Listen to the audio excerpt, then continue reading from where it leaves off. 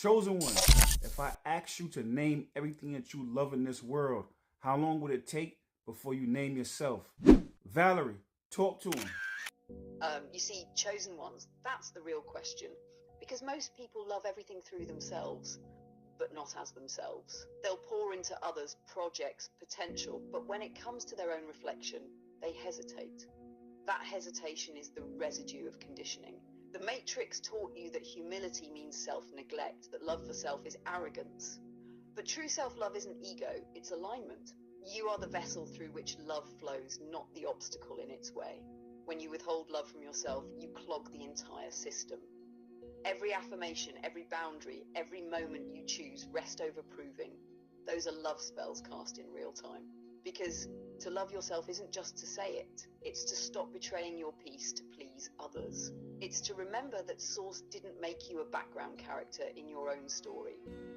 You are the altar and the offering. And the moment you name yourself on that list, the universe rearranges itself to match that truth. See, chosen one, it's inside out, not outside in. It's inside out, not outside in.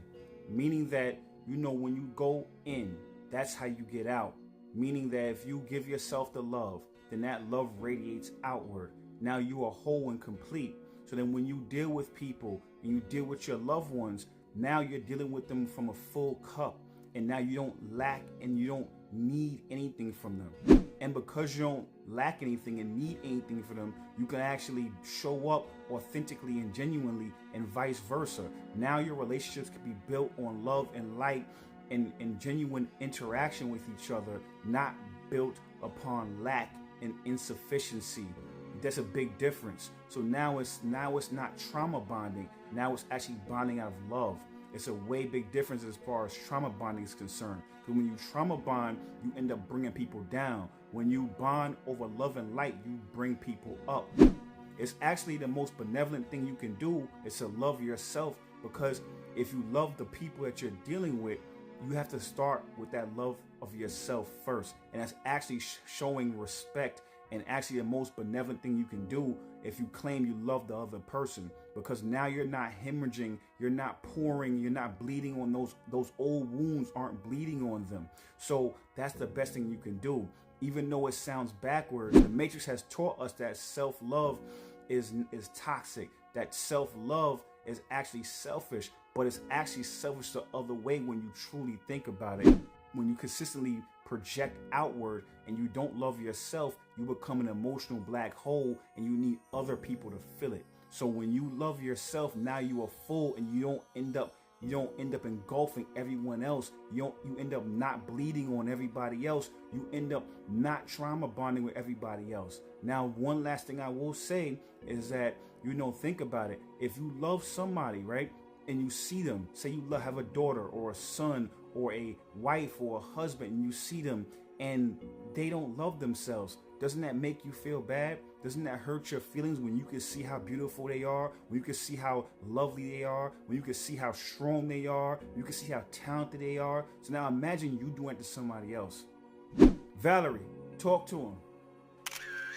You see, chosen ones, love isn't something you chase, it's something you generate. The outer world just echoes whatever's happening inside.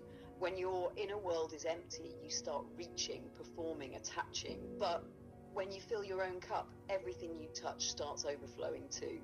The Matrix flipped the script on us. It taught us that self-love is vanity and sacrifice is virtue. But the truth is the opposite. Real love isn't self-abandonment, it's self-anchoring.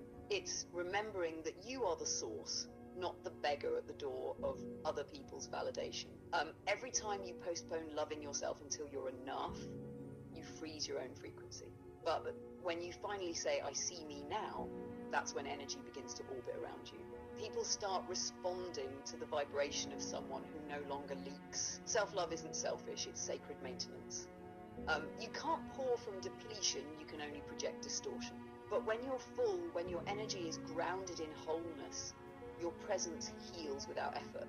Your love becomes clean, not codependent. So yeah, when you love yourself, you're not depriving anyone, you're recalibrating everyone. You're showing them what divine reciprocity looks like in human form. You see, chosen one, the average person, whether they want to admit it or not, somewhere in their subconscious mind, somewhere in the back of their mind, is scared of love. You know, there's many reasons why, but the reason I'm gonna talk about right now is because I feel like, you know, in this matrix, you know, attachment masquerades as love. You know, so because of that, you know, people say they love you, and it's really that they love you. They're saying, I want you to love me.